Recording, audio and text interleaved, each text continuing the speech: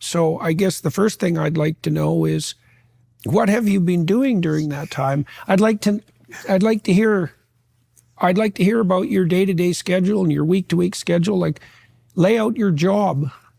Basically, we have two parts to my professional life. It's very bifurcated. There's the Parliament Hill side, which is, early morning meeting with my leadership team, House Leader, Deputy Leader, Whip, etc., to plan out the day, the battle plan for our parliamentary committees, question period, etc.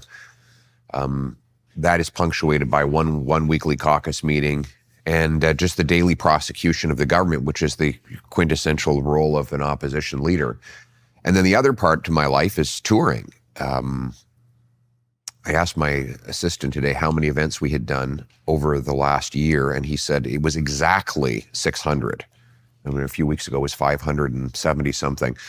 So we've done 600 events, and those are like tours at mills, mines, factories, farms, high-tech facilities. And we tour in, see how the place operates. Then I give a short speech, do a question and answer, and then I just mull about and shake hands with the workers for 25 minutes to an hour. And then I go on to the next stop and do it all over again. And we did that in 9 provinces and 2 territories this year.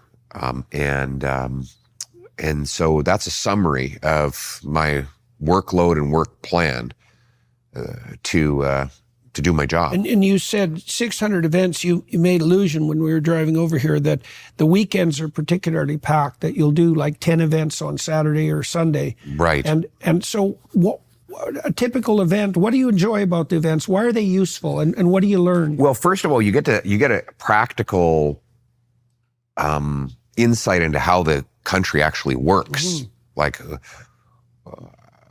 who makes the widgets? How do those get made? How does our supply chain come together?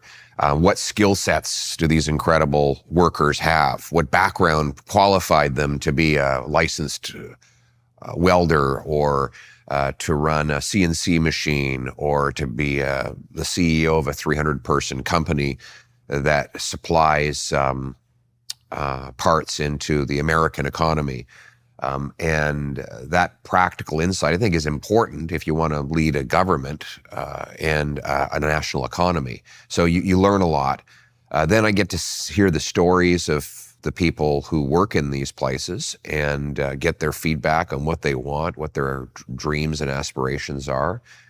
Yeah, I want to turn to that in some detail. Let me ask you about the parliamentary side too, because I think it'd be useful for people to know how you prepare for what you do in Parliament. It isn't obvious to me that people exactly understand the business of being in opposition, at a really practical level. Right. What do you see as your major function? I know you're there to push back against the government and to question and criticize, but it isn't obvious how you go about preparing for that, or how you decide what issues you're going to focus on, and how you distribute the responsibilities among your caucus and your broader team. So, there's a lot of discretion. You make up your mind when you wake up in the morning. You read the news. You see, I have a team that gives me a full briefing of all the published news from the mainstream media, all the news from the independent and ethnic media, all a download of the entire social media landscape. And then I respond to that by saying, well, I think these are we have roughly 25 questions we can ask. And I'll say, well, I want 10 on inflation, and 3 on violent crime, and 4 on whatever the subject happens to be in the day. And I want this committee to focus on this today, and that committee to focus on that today. And then our teams go out and we do it. And I've been very blessed because my caucus is extremely talented and they don't need a lot of direction. But we've been acting in unison, and I think that's why our message is pumping out so clearly to people. It's not a cacophony of sound, it's a clear drumbeat.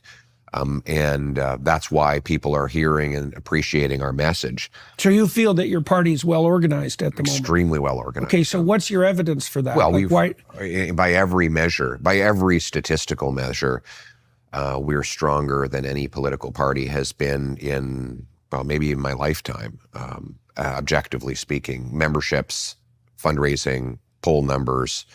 Right. So people are positive in consequence of that. So it's a lot easier to lead an organization when it's successful. That's Obviously, right. people are much more enthusiastic. Yes. Why do you think you're in that position? So every day when I'm in Parliament, so that's a very local vision in a sense, right? It doesn't have that the grandiosity of an international utopian vision, for example. well, maybe it's very down to earth. I think people are sick and tired of grandiosity.